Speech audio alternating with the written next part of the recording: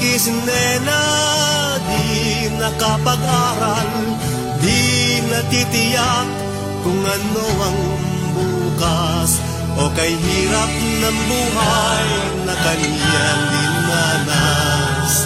Ang tanong niya'y kailan ito magwawakas.